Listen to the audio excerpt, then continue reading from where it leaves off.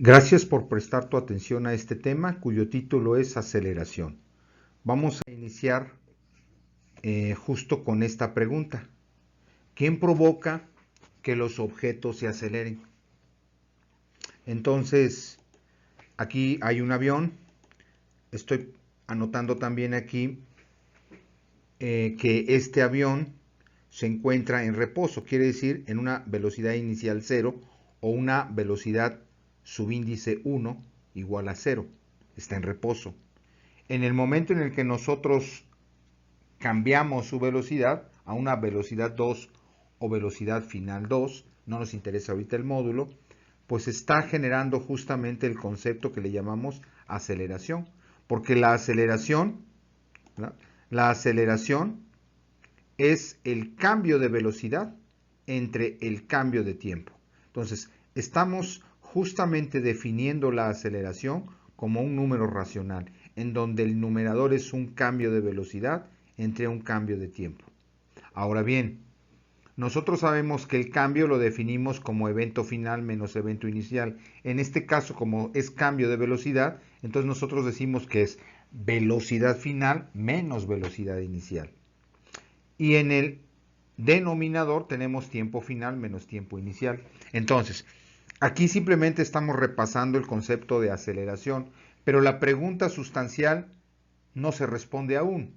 ¿Quién provoca que los objetos se aceleren? O sea, que sufran esta modificación en el tiempo de su velocidad. ¿Quién? Bueno, la respuesta la tenemos en esta siguiente diapositiva, que es justamente la fuerza. La fuerza es quien provoca el cambio. Y nosotros sabemos que la fuerza es un vector, por eso en el fondo aparecen ahí flechitas, ¿no? Que es una forma de representar los vectores a través de flechas. Muy bien, entonces, ¿qué sigue? Vamos a profundizar en este hecho de la aceleración con esta pregunta también. ¿Cuándo se experimenta aceleración o cuándo nosotros experimentamos aceleración? Bueno, pues la respuesta es justamente cuando hay un cambio en el estado de movimiento. Si nosotros nos encontramos en reposo y de pronto pasamos a una velocidad inicial determinada, entonces en el inicio de ese hecho estamos experimentando una aceleración. ¿Por qué? Porque como en la moto está en reposo. En el momento en el que acelera, la moto se alza la llanta delantera. Entonces ahí ya hay un cambio de velocidad, de reposo a velocidad. Nosotros en un automóvil eso lo sentimos, nos vamos hacia atrás en el momento que se acelera. ¿Verdad? Entonces justamente ahí estamos experimentando aceleración. ¿En qué otro caso? Bueno, en el cambio de dirección. ¿Por qué? Porque la aceleración es un vector. Entonces, si nosotros vamos en el automóvil, en el momento en que giramos, ahí hay un cambio de dirección y de sentido. Entonces ahí estamos experimentando aceleración. En la moto es mucho más notorio porque no solo es el cambio de dirección, sino hay una inclinación. ¿Verdad? Entonces, bueno, ahí también se experimenta aceleración. Y un tercer caso es justamente en el frenado, cuando se frena. Nosotros vamos con una velocidad determinada, en el momento que aplicamos el freno, disminuimos la velocidad, a tal grado que llegue a una velocidad cero.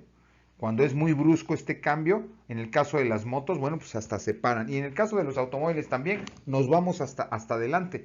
Ahí está la importancia justamente del cinturón de seguridad, ¿verdad? Muy bien, bueno, ¿qué sigue aquí? Bueno, lo que sigue es que vamos a profundizar justamente en este cambio de velocidades que le llamamos aceleración, que es justamente lo que también nos da la intuición de movimiento. Entonces, este concepto de movimiento pasó por un proceso evolutivo a tal grado que por eso le estamos llamando aquí, o le estoy llamando aquí, antecedentes de las ideas actuales acerca del movimiento. Vamos a ver que el movimiento por su clasificación, el movimiento por clasificación, ¿quién hizo esto? Bueno, pues este señor Aristóteles, que nació en el 384 y murió en el 322 antes de Cristo. Entonces, él clasifica el movimiento en movimiento natural y movimiento violento. ¿qué se refiere con el movimiento natural? ¿Qué quiere darnos a entender? Bueno, él dice que procedía de la naturaleza de los objetos. En el universo, cada objeto tenía su lugar que le era propio. Si no se encontraba allí, procuraría llegar allá. Una roca, si tú la tienes en la mano y la sueltas, tiende a llegar a la tierra, porque su lugar es justamente la tierra, lo sólido. El vapor de agua tiende a elevarse porque su lugar propio es la altura, ¿no? Entonces, esta es la idea que está detrás. ¿Qué otro aspecto más? Bueno, con respecto a esta situación del movimiento, él pensaba que los objetos caían con una rapidez proporcional al peso de cada uno. Si nosotros tomamos una esfera de este tipo y te la doy en tu mano, esta es una esfera de acero, y luego te doy una pelotita de ping-pong y te digo, oye, si yo la suelto a la misma altura, ¿cuál cae primero? Dirías lo mismo en términos generales que lo que está comentando aquí Aristóteles, ¿verdad? Porque tu sentido común te lanza esta información, ¿cuál? Que mientras más pesado sea el objeto, pues más rápido debe de caer. Sin embargo, nos vamos a dar cuenta que esto no es totalmente cierto. ¿Por qué? Bueno, porque si nosotros tenemos una hojita de papel y la soltamos con una esferita, ¿verdad? Cayó primero la esferita que el papel. Entonces, ¿qué está pasando aquí? Quiere decir que aquí hay situaciones que generan un poquito de confusión. Hay que profundizar más en el movimiento. Pero bueno, esta es la idea que manejó Aristóteles. Porque de alguna manera también podríamos decir que no se experimentó totalmente. Generalmente los filósofos eran un poquito más especulativos, más reflexivos. Y esto es una virtud también, que de hecho se debe de complementar, tanto la cuestión empírica, o sea, del experimento, con la cuestión del intelecto, de la abstracción, del generar ideas.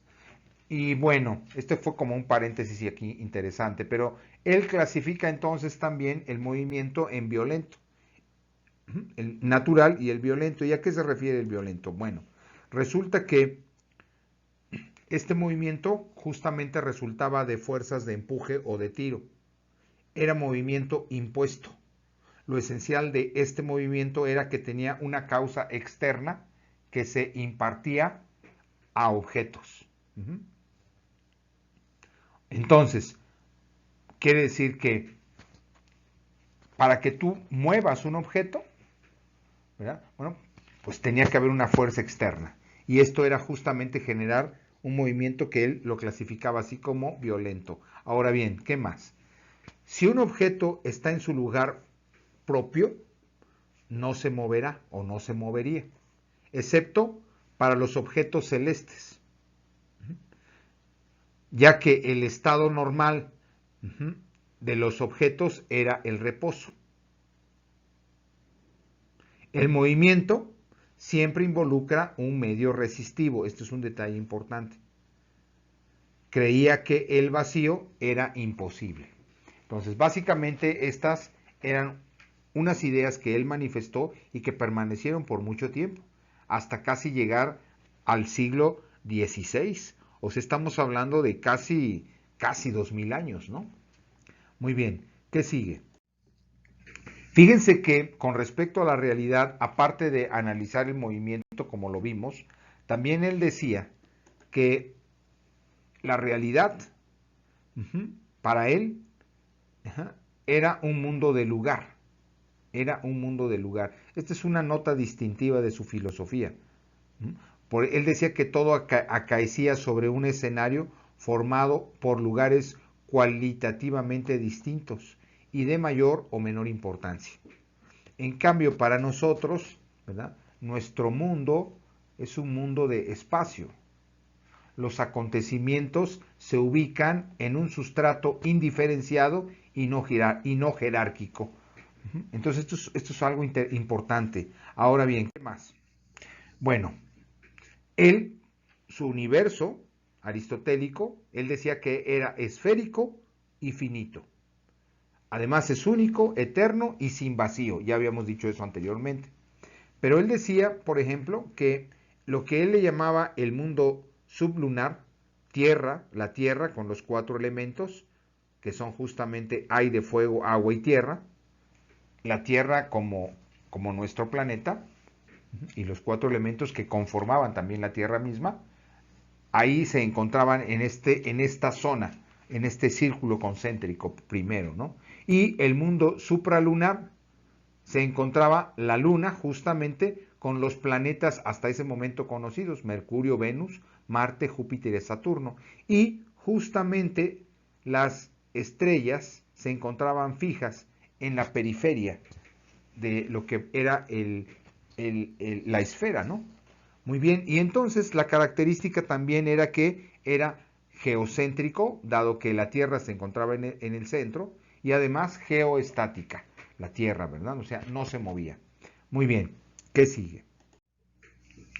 Pues fíjense que aquí hay un detalle muy interesante que se reflexionó también. Se pensaba que, y es algo que a la fecha se mantiene, nada más que se van puliendo estos aspectos que tienen que ver justamente con el concepto de movimiento. Para mantener un cuerpo en movimiento hay que aplicarle una fuerza constante, en ausencia de la cual el cuerpo se detiene. Esto lo experimentamos cuando empujamos un automóvil. Si va en una superficie totalmente horizontal y se acabó la gasolina y nos bajamos a empujarlo, para moverlo necesitamos estarlo justamente aplicando una fuerza constante. En el momento en que dejamos de aplicarle la fuerza, el automóvil se detiene y en casos graves, si estuviera en una pendiente, pues se nos viene encima. Entonces necesitamos estarlo constantemente empujando. Muy bien. Por lo tanto, el estado natural de todo cuerpo es el reposo. Todo indica que sí. Una silla, tú no la mueves y ahí se queda. Necesito yo tomarla de una pata y la voy jalando y entonces sí se mueve. Ahora bien, por lo tanto, la modificación de su estado implica una causa y esa causa es la fuerza que yo estoy aplicando. Por lo tanto, se desprende aquí otro aspecto importante, lo que conocemos como corolario, ¿verdad? O sea, un enunciado que se deriva de estas primeras ideas, ¿no? ¿Y cuál es esta? Bueno, que si el movimiento requiere de la acción permanente de una causa, esa causa debe estar en contacto con el objeto. Necesariamente. Tiene que estar en contacto ahí con él. Para que entonces se esté moviendo continuamente. Si no lo estoy yo tocando, si no lo estoy sujetando, entonces la silla deja de moverse. ¿Estamos de acuerdo? Pero si nosotros analizamos un poquito más otros casos, nos enfrentamos justamente a la situación de los proyectiles, como por ejemplo una flecha. Yo lanzo una flecha y la flecha va a dar a su objetivo, pero en todo ese trayecto la fuerza que lo impulsó no va con ella, ¿verdad? Que es la tensión de la cuerda, pues la flecha sigue moviéndose. Y entonces aquí contradice un poco esta situación de la que estábamos diciendo hace unos segundos antes, ¿no? No solamente pasa con la flecha, sino también con cualquier objeto que lance, ¿verdad? Una piedra, una esfera, una pelota. Todos los proyectiles en un momento dado presentan esta situación que causa así como que incomodidad, porque entonces nosotros decíamos que para que un cuerpo se mueva, bueno, debe de haber una causa, pero esa causa debe de estar en contacto totalmente con ese objeto, cosa que no pasa aquí con los proyectiles, ¿verdad? Entonces, ¿por qué los proyectiles se mantienen en vuelo? Entonces, aquí hay un detalle interesante. Quiere decir que el movimiento no es algo que debamos suministrar a los objetos, ¿no? Sino un estado propio tan natural como el reposo. Esta es la idea fundamental que vino a proponer justamente este personaje, Galileo Galilei, ¿verdad? Galileo Galilei, italiano, que nació en 1564 y murió en 1642. También se le considera un inventor, un genio, un ingeniero, porque desarrolló el telescopio, lo mejoró, la brújula militar, el termoscopio, la máquina para elevar agua. No nos vamos a centrar ahorita en estas aportaciones, sino solamente en estos aspectos que vamos a ver a continuación. Porque resulta que ante la situación que se estaba enfrentando de los proyectiles que no necesitaban ser impulsados de manera directa, o sea, o constantemente, pues él, ¿qué va a pasar ante esta situación? Bueno, pues él dice, la realidad así se está manifestando. No podemos contradecir la realidad. Hay que ver qué es lo que es, cómo podemos nosotros generar una teoría que nos ayude a explicar lo que la realidad está expresando. Y a eso se le llama ser objetivo.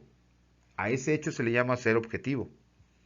Entonces, una de las características del conocimiento que él está proponiendo, ¿verdad? Que va a dar un giro totalmente al conocimiento científico, pues se le conoce justamente como la ciencia moderna o la revolución científica, con la aportación de él y de otros más, ¿verdad? Como fueron, por ejemplo, Copérnico, Kepler, Descartes, Pascal, Boyle, Leibniz y justamente Newton, ¿no? Todos ellos colaboraron en el desarrollo de la ciencia moderna y una de las características fundamentales es justamente buscar la objetividad, no negar la realidad. Ante esta problemática que se enfrentaban es, ¿cómo le vamos a hacer? Pero lo primero es que no puedo negar ese hecho. Así reacciona Galileo, no lo puedo negar lo que está sucediendo. Entonces, la alternativa es imaginar una posible realidad. Al hablar de imaginar, ¿verdad? De abstraer ideas de manera mental de lo que está sucediendo, a esto se le conoce como abstracción y es justamente uno de los instrumentos intelectuales que poseemos los seres humanos para poder explicar nuestra realidad, para poderla entender. Y entonces utilizamos en muchos casos también el experimento mental que con él se hizo famoso. Posteriormente se siguió haciendo. Esto generalmente lo hacen los físicos teóricos. Indiscutiblemente que él también, vamos a ver más adelante que él hizo el experimento de manera física, ¿no? Totalmente experimentalmente, de manera objetiva, empírica. Pero este aspecto también es muy importante, sobre todo cuando no se cuenta con los medios adecuados. Entonces, él deduce consecuencias de estas ideas que están tratando de dar a entender o de explicar la realidad, y a eso le llamamos hipótesis, de estas nuevas hipótesis, y entonces estas hipótesis en un momento dado se vuelven a conectar con la experiencia y se comprueban o se verifican. Cuando se verifican con la realidad, cuando se contrastan con la realidad, entonces, y no hay discordancia, ¿verdad? Entonces se está generando una nueva teoría. Y de hecho, él conforma lo que se le va a conocer como la teoría mecánica, ¿verdad? La física clásica. Entonces, que ha ayudado mucho a entender, a entender y a explicar nuestra realidad. Entonces, bien, ¿qué sigue? Bueno, vamos a profundizar un poquito en la segunda reacción. ¿En cuál? Bueno, en la imaginación justamente. ¿Verdad? Y entonces él se generó, todo indica esta pregunta. ¿Cómo debería ser el mundo para que se produzca lo que observamos? O sea, lo observado. Bueno, no se trata ya de cómo es la realidad observada de la que nos hemos alejado, sino de construir una realidad idealizada, depurada de la observación. ¿Por qué? Porque tanto la visión, la audición, el tacto, son sentidos que están limitados y que muchas veces nos arrojan información errónea.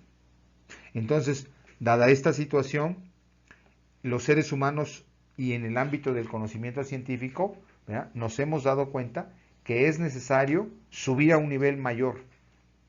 Y este nivel mayor tiene que ver justamente con la imaginación, con la capacidad que tenemos los hombres de generar ideas, que justamente es el ámbito o el campo del experimento mental. Ahora bien, él utilizó estos dos aspectos. ¿Cuál? Lo que podría ser el experimento mental y el experimento propiamente físico. Porque gracias al trabajo que tuvo con los planos inclinados, aquí él enfrentó dos planos inclinados, soltó esferitas y se daba cuenta que subían ligeramente por abajo de la altura de donde la soltó, pero fue justamente haciendo una inclinación menor al plano que se encontraba enfrente, a tal grado que se le ocurrió poner un plano totalmente sin inclinación, con pendiente cero, y entonces aquí es donde entra la imaginación al decir, ¿qué pasa? ¿Qué pasa si yo elimino las fuerzas opositoras? ¿Qué va a pasar con la esfera? Y entonces él justamente propone este principio que se llama el principio de la inercia. Dice que todo cuerpo al que no se le aplica una fuerza permanente en estado de reposo o en caso de tener una velocidad inicial y uniforme, se propaga a esa misma velocidad de manera indefinida, ¿verdad? Él lanzó esta idea que se le conoce como el principio de inercia, ¿verdad? Entonces, ¿cómo es que sucede eso? Bueno, imaginándose, creando la idea de que ya no hay una fuerza que se opone. O sea, ya no existe la fricción. Entonces, esa esfera se iría continuamente así de manera indefinida. Y entonces ahí está generando algo muy interesante, la equivalencia entre el movimiento y el reposo. O sea, ya ambos no necesitan ser explicado uno. El reposo no había nada que decir, porque era como que el estado normal. Pero resulta que el movimiento también. Entonces lo que hay que explicar es por qué se para o por qué tiende a mantenerse en reposo, porque el movimiento también sería una situación natural desde la perspectiva que está planteando Galileo Galilei, ¿verdad? Muy bien, entonces,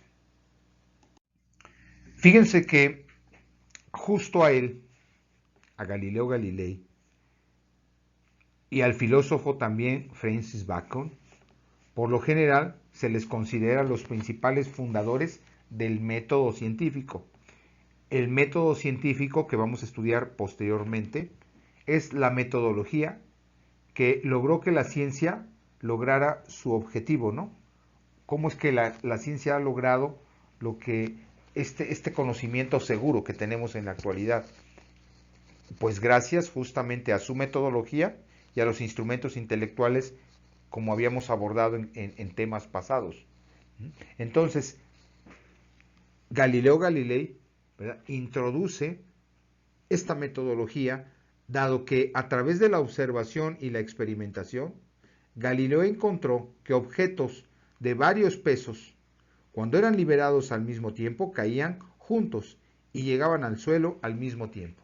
Aquí vemos cómo él va subiendo la torre de Pisa, lleva en sus manos las dos esferas, llega a la parte alta justamente, ahí está ya, y ahí la suelta, y vienen las esferas para abajo y llegan justo al mismo tiempo. Se vuelve a bajar y vuelve a repetir esta operación, bueno, esta porque es una animación, ¿no? Entonces las toma, vuelve a subir, primer piso, segundo piso, tercero, cuarto, quinto, sexto, y hasta el séptimo piso resulta que la suelta. Y nuevamente volvemos a ver lo mismo, ¿no? Bien, eso es real. De no haber interferencia con un objeto en movimiento, este se mantendrá por siempre en movimiento en línea recta. Este enunciado se infiere de los planos inclinados. Aquí está la importancia del pensamiento abstracto. O sea, él imaginó esta situación ideal. Por eso, en ausencia de fricción o de otras fuerzas opositoras, un objeto en movimiento horizontal continuará moviéndose por siempre. Y a esto le conocemos como inercia. Muy bien, ¿qué sigue? Bueno, aquí vemos que a mayor inclinación del plano, mayor aceleración de la canica. Él fue justamente haciendo experimentos con los planos inclinados, ahora ya no contrapuestos uno del otro, sino con esto él pudo medir la aceleración de la canica. y ya hablaremos más adelante de este hecho, pero aquí simplemente es introducir esta idea que también él trabajó con planos inclinados justamente para medir la aceleración que va a sufrir la canica. Ahora bien, cuando la resistencia del aire es lo suficientemente pequeña como para ser insignificante, todos los objetos caen con la misma aceleración constante. Y entonces el papel y la pelotita van a caer igual siempre y cuando nosotros generemos un dispositivo en donde podamos extraer el aire, como lo que estoy presentando aquí. En nuestra cotidianidad, un papel o una pluma y una piedrita o una esferita van a caer, la esfera va a caer primero, ¿cierto? ¿Verdad? Pero si nosotros extraemos el aire de este, por ejemplo, cilindro, entonces nos damos cuenta que caen igual, que es lo que ya había hecho este experimento mental Galileo, sin haber extraído el aire. Lo imaginó porque dijo, justamente si está libre de toda oposición, bueno, pues van a caer los dos al mismo tiempo. Entonces, tanto el elefante, la hormiga y la pluma tendrán justamente, caerán al mismo tiempo al piso, ¿no? Entonces, pues bien, pues muchas gracias. Con esto se termina este tema y nos vemos en la próxima.